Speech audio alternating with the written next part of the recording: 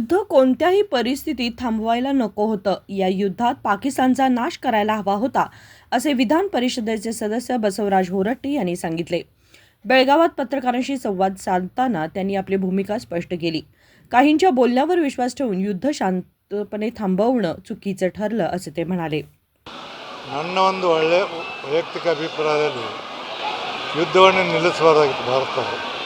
ಯಾಕಂದ್ರೆ ಈಗ ಅವ್ರನ್ನ ಒಂದು ಸರಿ ಮೆತ್ತಗೆ ಮಾಡಿದ್ರು, ಈಗ ಹೋಗಿಬಿಟ್ಟಿದ್ದ ಫೋರ್ಸ್ನಾಗ ಎಲ್ಲ ಮುಗಿದೋಗಿತ್ತು. ಅವರು ಯಾರ್ದೋ ಮಾತು ಕೇಳಿ ಯುದ್ಧ ನಿಲ್ಲಿಸಿದ್ದು ನನಗಂತೂ ನನ್ನ ವೈಯಕ್ತಿಕವಾದಂಥದ್ದು ಸರಿಯಲ್ಲ.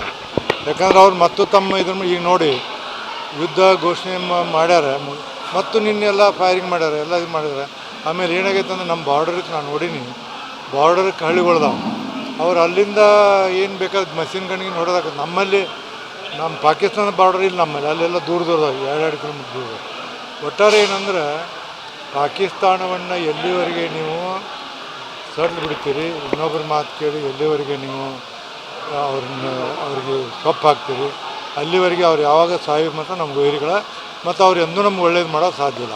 ಡೊನಾಲ್ಡ್ ಟ್ರಂಪ್ ಅವರ ಮಧ್ಯಸ್ಥಿಕೆಯಿಂದ ಯುದ್ಧ ವಿರಾಮ ಮಾಡಿ ಡೊನಾಲ್ಡ್ ಟ್ರಂಪ್ ಅವರ ಅವಶ್ಯಕತೆ ಇತ್ತ ಅನ್ನೋ ಪ್ರಶ್ನೆಗಳು ಎದಕ್ಕೆ ಬೇಕಾಗಿತ್ತು? ಏನು ನಮ್ಮ ದೇಶಕ್ಕೆ ಅವ್ರ್ಯಾರು ಹೇಳಾರ್ರಿ?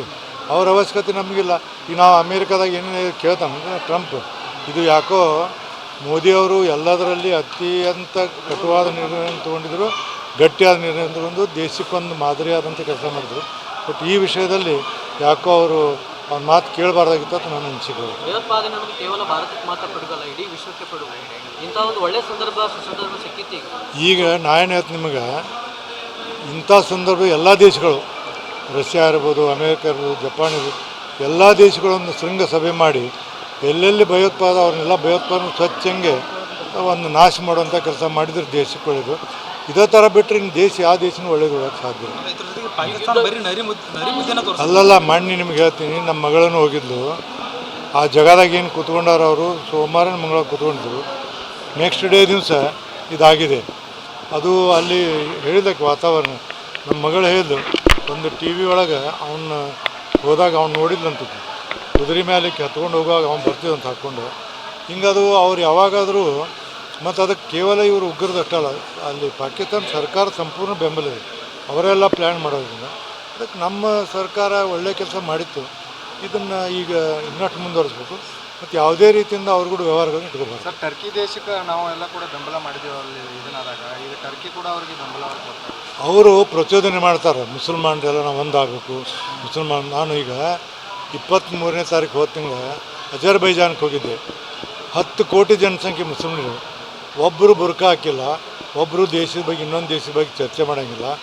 ರೀತಿ ನೀತಿಗಳು, ಅವ್ರ ನಡವಳಿಕೆಗಳು, ಇಡೀ ನೀವು ಜಗತ್ತಿನಲ್ಲಿ ಆ ದೇಶದಲ್ಲಿ ಹೋಗಿ ಬರಬೇಕು.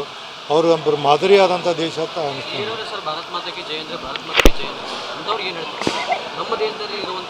ನೋಡಿರಿ, ನಮ್ಮಲ್ಲಿ ಏನಾಗಿದೆ, ಕೆಲವು ರಾಜಕೀಯದಲ್ಲಿಂದ ಇವರೆಲ್ಲ ಬೆಳೆದು ಬಿಟ್ಟಾರೆ. ಈಗ ಉಂಡಮಣಿ ಗಳ ಎಣಿಸ್ತಂತಲ್ಲ, ಹಂಗಾಗಿದೆ. ಅದಕ್ಕೆ ಇದು ಎಲ್ಲಿವರೆಗೆ ನಮ್ಮ ಸರ್ಕಾರಗಳು ಈ ಹೋಟಿನ ಇದನ್ನು ಬಿಡೋದಿಲ್ಲ, ದೇಶ ನಮ್ಮದು ಪ್ರಮುಖ ಅನ್ನೋದು ಎಲ್ಲ ರಾಜಕೀಯ ಮಾಡೋದಿಲ್ಲ, ಅಲ್ಲಿವರೆಗೆ ನಮ್ಮ ದೇಶ ಉದ್ಧಾರ ಆಗಕ್ಕೆ ಸಾಧ್ಯ ಇಲ್ಲ. ಸರ್, ಈಗ ಶಿಕ್ಷಕರನ್ನು ಕೂಡ ನೇಮಕಾತಿ ಮಾಡಿಲ್ಲ ಸರ್. आतंकवाद्यांच्या बाबतीत सर्व देशांनी एकत्र येऊन शिखर परिषद घेऊन त्यांचा संपूर्ण नायनाट करायला हवा, अशी ठाम भूमिका त्यांनी मांडली. विनोद कोलकार, KMM मराठी, बेळगाव.